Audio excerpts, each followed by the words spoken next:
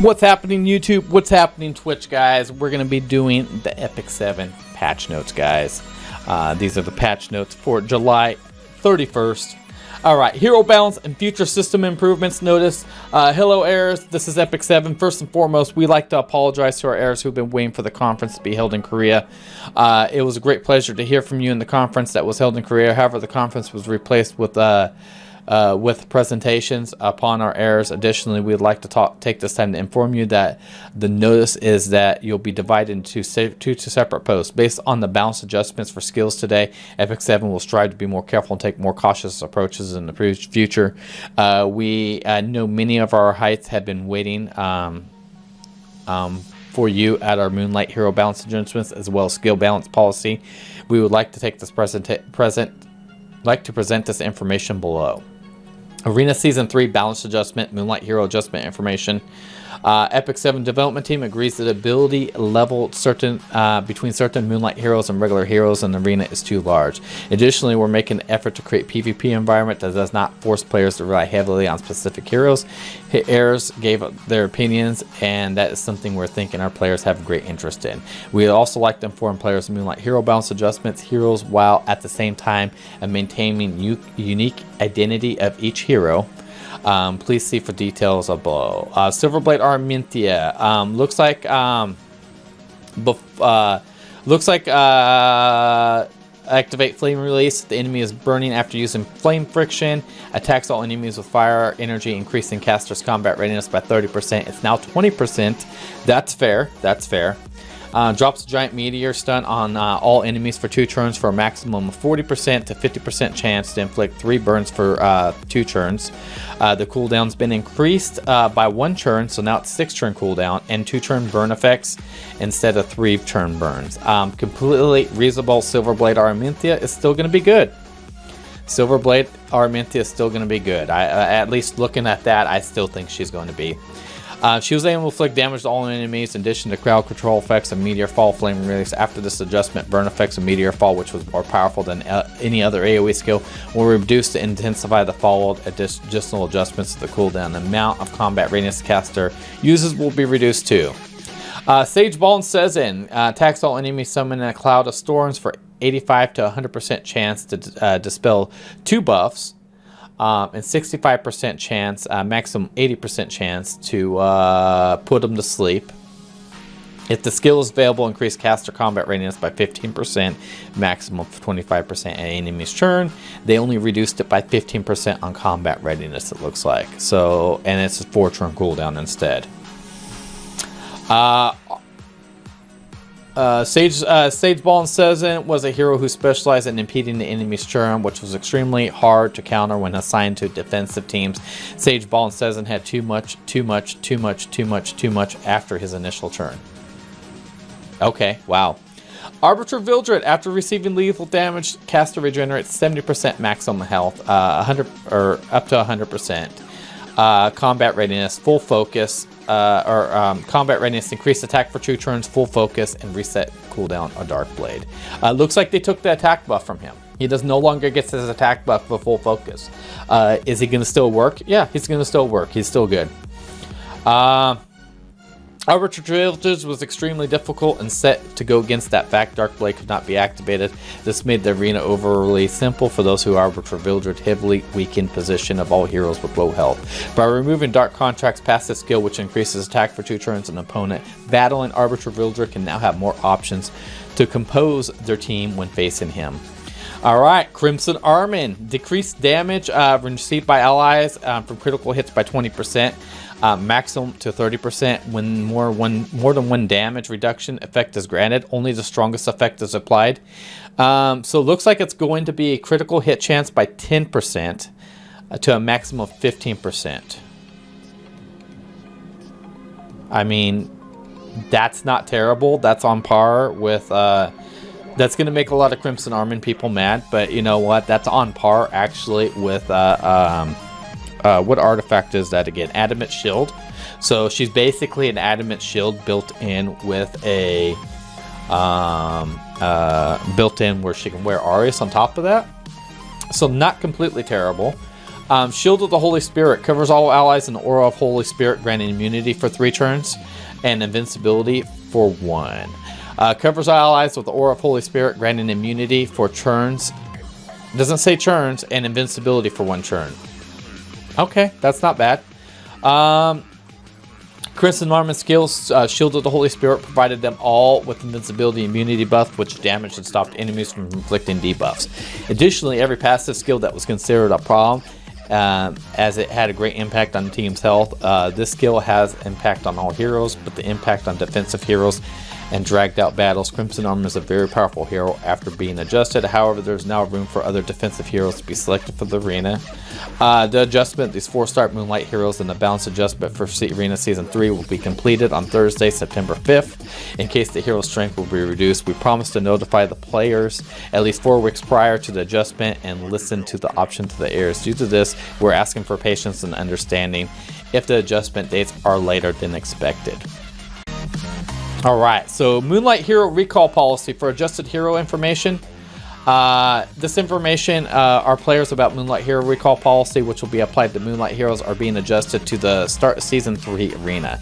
This recall method is only applicable to Moonlight Heroes. When the Moonlight Hero is recalled, it will be possible to exchange the adjusted hero with the new Moonlight Hero of the same level during the recall period. Additionally, the Moonlight Hero that has been recalled, the player will receive unknown slates equal to the number of memory imprints that the hero had. For example, the player recalled a 4-star hero, they will give him a meteor shard, a tenant name equal to the memory imprint for the 4-star hero. That's very cool. Very, very cool. I'm on par with that. I like that. That's better than giving somebody all the Moonlight Heroes if they have an imprint. The Moonlight Hero recall period is scheduled for the last 2 weeks, starting on September 5th and continuing September 18th. Heroes that have been acquired prior to only September 5th are eligible to be recalled. Additional players may only recall each hero once during the recall period. Additionally, when resorting to Moonlight Heroes, if you wish to receive a hero instead of an unknown slate, please contact us. Upon submitting the application, we review player logs and send a hero instead of an unknown slate. Heroes have been exchanged in this way. Interesting. We got Bassair here. Bassair was designed to be useful when used against a party with many buffs, since Bassair's skill Sandstorm dispels enemy buffs and makes them not buffed. However, the skill Sandwind was which transferred debuffs from the caster to the enemy, and the skill Hurricane, which fell to the opponents, were difficult to utilize for containment purposes. Therefore, by reinforcing containment factors in Hurricane, Sand, Wind, Bassair's ability to contain the opponent will be improved. Yufine's characters are single opponents, which single opponents with Dragon Charge, high damage output, but Dragon's Roar has a low amount of damage. Ineffective effects resulting in Yufine's low usage by players. By balancing Dragon's Roar skill, the damage gap between it and each skill Dragon Charge will be reduced.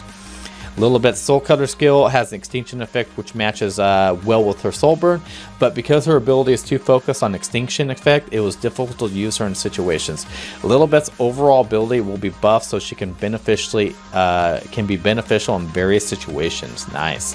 Lidica. Lidica was a high effective when attacking a single opponent in golem hunts, but overall ability is so focused on individual containment, so she was not widely used in the arena. By improving general skills, she'll be more effective in containing enemies. Assassin Koli is strategically used since she has high speed, but every passive skill, Cloak and Dagger, has a high chance to increase attack skill, and Murder has containment effects. However, because there was not enough additional effects followed by the skill Ambush, she was not beneficial after every first turn. By improving basic skills, she'll be useful even after using her skill Murder. Ooh. We believe the key factor of Epic 7 is the back and forth battle between heroes and different elements. That is why we're trying to revive the fun that comes with combining heroes of different elements into a single team. Uniqueness of each hero, 3-star Moonlight heroes, as mentioned above, and adjustments will be made Thursday, September 5th. We will notify our players on August. We'll notify our players in the August. I don't know what that means. Arena Season 3 postponement bonus. We tried to diversify the arena meta in Season 3 balance adjustment. We decided it would be dangerous for us to have such a balance in the middle of the season, so we decided to postpone the opening of Arena Season 3. Wow. Arena Season 3 balance adjustments are scheduled to begin September 5th. Starting on Arena Season 3, the schedule has been on Monday, September 9th. We apologize for any inconvenience that may be caused by this change, as the opening arena Season 3 has been postponed. The preseason period has been extended. Additional unknown slates will be added to the store's season. Unknown slate is scheduled to be sold at a discount price. Ooh, so it looks like there might be an unknown slate in there. Skills and bug fixes. When fixing the skill-related bugs, the developers normally refer to hero skill descriptions. Hero skills including different information that allows us to estimate the performance of different heroes. Every hero and monster has a skill description. However, there's some problems in applying the strict standard. For now on, we're going to apply stricter standards on what to be placed in the future. The standard will be explained in further detail. While we're trying to remove ambiguity from the skill descriptions, currently there are some explanations about how to use them. An example of such ambiguity can be seen in regards to the skill activation timing as well as the omissions of percentages. We will adjust these skills in October to make for the information clear and intuitive. Additionally, when fixing bugs, we'll thoroughly review things that might impact the balance of the game in order to prevent any problems from occurring. I think they're talking about Jade Scorpion. However, if the issue arises, we'll post a notice about as soon as possible. We're looking forward to hearing from you soon. We are looking forward to hearing from you soon. Okay. We'll try our best to provide the best service possible. Secondly, I would like to discuss our policies regarding bug fixes. We'll strengthen our line of communication to the communities from all over the world order to handle the bug reports. However, we kindly ask that you understand, since you might take some of the certain kinds of bugs in situations, we'll share the details of these bugs and solutions via known issues official Stone forum. Battle system improvements. The selection will discuss the display of skill multipliers in the game, which many of us are expressing their opinions about. Epic 7's unique team, each which can utilize different strategies. If a player can view the skill multiplier in game, they may not take into account the synergy one hero has with another team early game. Therefore, we're currently planning on displaying these numbers in game. However, the more detailed information will display when buff, debuff effects are active, and will enable players to research more in depth regards to team composition. Wow, that's kind of nice. I like that. No more having to go to other sites for skill multipliers. That is a good move. The next part is we'll likely like to address various topics that are in battle. Epic 7 employs a combination of systems which are clearly understandable at a glance within the battle screen. This is not a problem, but we can improve the game so we can answer some of the questions. This scheduled has occurred in September. Finally, we'd like to discuss the artifacts of passive skill text. There are many important artifacts and passive skills in combat, but there may not be displayed the text correctly, making them inconvenient to use by creating some more organized standards for when text displays after an artifact or skill passive condition has been fulfilled. The inconvenience that some players may have felt reduced. The change is scheduled to occur in August. Whoa. All right, memory. Balance improvements. Have we read this one? Yeah. In order to solve certain balance improvements of Ryzen FX 7, we recruited additional people whose main purpose is to focus on hero balance. We are hired additional people who focus on hero design as well as improving additional quality. Additionally, the developers and publishers are also exchanging more views for the scheduling that will have more time for verification process. We also reflect on the opinions and suggestions made by our heirs as well. Next, we'd like to explain the process behind our normal balance adjustment, which is at regular intervals. The developers are constantly monitoring the competitive content such as Arena and Guild Wars, along with hunts and various farming content. The targets such as balance adjustments are selected, and certain heroes and artifacts have a large impact on the meta or causing the big game to become stale. However, some of the issues related on balancing have occurred, and we'll analyze the data in greater detail. In particular, we'll be more careful in regards to adding new effects to the game, predicting how they interact with the effects that have already been implemented.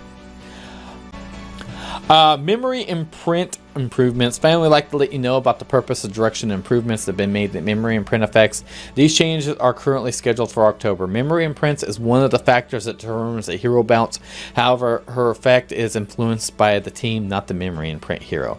In certain situations, it has powerful effects depending on the team composition and equipment. Certain effects significantly underutilized. In a summary, unlike other balance elements that can be adjusted accordingly to individual heroes, memory imprint has a significant impact on settings ratings of the entire team, depending on the air situation.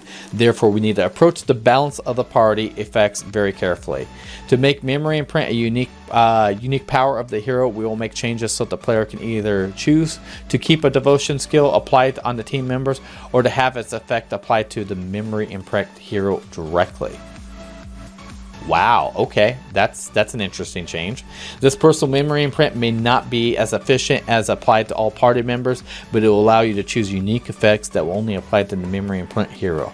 Players will have full choice to choose between either party memory imprint or self imprint. To enhance the uniqueness of this hero, some of them may enhance skill effects and not just increase stats. The ultimate goal of Epic 7 balance has allowed you to enjoy playing Epic 7 in a more enjoyable environment while maintaining the basic value of the game. We hope that heirs will continue to show interest in Epic 7 and give us a lot of feedback on battle balance improvements. In addition, we promise to improve the game environment through the periodic balance of adjustments. We'll do our best to ensure the players can enjoy the various heroes. Lastly, we'd like to apologize for any inconvenience caused by Epic 7 due to balance issues, unclear, insufficient game information. And she is here. She is here, everybody. Seaside Bellona and the Rengar special drink. All right, so looks here like 7:31 to 8:14, guys. Seaside Bellona is going to be up. That means she's going to be up for a whole entire 2 weeks. Make sure you get your hands on this beautiful, beautiful lady here. The drop rates applied during the season event period. Players will be able to use both the limited drop rate banner as well as regular covenant summons to summon the 5-star Seaside Bellona and 5-star artifact Rengar's drink. They're both limited to the summons and will not be added to the covenant pool after the event has ended. They will not, I confirm, will not be added to the Covenant summons after the event has ended. During the Seaside Bellona limited event, when using the banner, the drop rate is increased by 1%. No other 5-star hero can be summoned. The hero and artifact may be sold in the similar form in the future. Guaranteed summon system for the drop rate banner only. The limited summon system is in effect. When players summon during the banner, the summon counter decreased by 1 for each summon they've done. That does not yield the banner hero on a max of 120 summons. You get Seaside Bellona free. So we had the 121 pity summons, guys. 121. If you do 120 summons, don't get her. The next one is free. So yes, here we go, guys. Here we go. Seaside Bellona is gonna be in all of our hearts. Yes, baby. All right, so we just talked about Seaside Bellona, guys. So here she is. Here she is. She's beautiful. Oh my gosh, such a beautiful unit. She has health percentage additional effect, man. Very, very nice. Loving this unit. She looks amazing. Might be one of my favorite looking units in the game now. Might have been one of, yeah, might be. So those that don't know, after awakenings, attack the enemy with the fan with a 60% chance up to a 75% chance to increase targeting to the enemy for 2 turns. Those that don't know what targeting is that beautiful debuff that people use on those one-shot fights, giving you 15% extra damage to the enemy. Targeting is amazing. She also has a passive here that shares 30% of the damage suffered by the caster with foremost ally. So that means whoever is in the front line, she's going to share 30% of her damage to whoever is in the very front. Very, very cool. Does not stack with more than one damage effect. Only the strongest effect is applied. The caster gains 1 focus whenever an ally is attacked. So her skill 1 gives you 1 focus. All right. Every time an ally is attacked, 1 focus. When she uses her S3, she gets 3 focus. With that being said, when an ally is attacked and the caster is stacked on focus, she must have 5 focus. Once she has 5 focus, guys, and an ally is attacked after 5 focus, she'll activate You're Not Cute. You're Not Cute attacks all enemies with the fan with a 50% chance to decrease defense for 2 turns. Pretty cool, pretty cool. Moving on to the S3, man. It's a 5-turn cooldown, lowest 4 turns. Attacks all enemies with a spray of water with an 85% chance to 100% maximum chance to make them unable to be buffed and unhealable for 2 turns. Damage dealt increased with critical hit. If I'm not mistaken, and you can do a soul burn of 20 to ignore effective resistance. If I'm not mistaken, She has a 1-point multiplier, 1.0 multiplier on this, and with the critical hit stack on top of that, that gives you a 1.2 multiplier, which isn't super high, but still. All right, new artifact, Rengar Special Drink here. The Ranger exclusive artifact, which causes additional damage when attacking all enemies, has been added. So very, very cool artifact here. I'm not sure how usable this artifact is going to be, but I would definitely like to have my hands on it since it's limited. Rengar Special Drink is an artifact that provides good synergy for Rangers who frequently employ AoE attacks when attacking all enemies. This artifact inflicts additional damage. This additional damage allows multiple enemies to be defeated. Very, very nice. All right, so of course, like we said earlier, 731 to 814, guys. So we talked about this earlier. She's going to be added to the 121 pity system, where you hit the 121 summons. You're guaranteed to get her on your 121st summon. So special side story, Song of Sea ending. Kieran was busy maintaining Rengar amidst the influx of summer visitors when she suddenly collapsed due to exhaustion. The Phantom CIC sent Says, Rin, and Bellona to help Kieran. The next day, Kieran and Says was a fisherman who overpowered the waves. This brings together Kieran and the Phantom CIC for an unforgettable summer. Week 2 and 3 of the special side story, Song of Sea, has begun. This is available from 725 to 814, 2 weeks. So basically we've unlocked more story. Moving through here, down here, more story. Treasure chests and goblin gates have been more of those. Achievements, summer pass provides same rewards the exchange would have been provided. Normal difficulty and higher difficulty player chances to receive catalyst, fuse nerves. Exploration stages, got a whole bunch of those. It looks like it's these 3 right here are exploration stages. Is that right? Huh. No, those are just, battle stages. Exploration stages are those type of battles where you can go easy, normal, hard mode. Event currency, we're going to get some coral. Coral's always good, right? Lock stages, we're going to have a few lock stages. In order to proceed to the 18 Echo Valleys, players will need to clear 100 monsters located in 17 S1. Salt Pillar Passage to move on. So if you're locked, go look at your quest stuff, see where you need to go. So what else do we got here? Defensive stage that consists of normal, easy, hard difficulties. Players may only choose one higher difficulty after completing.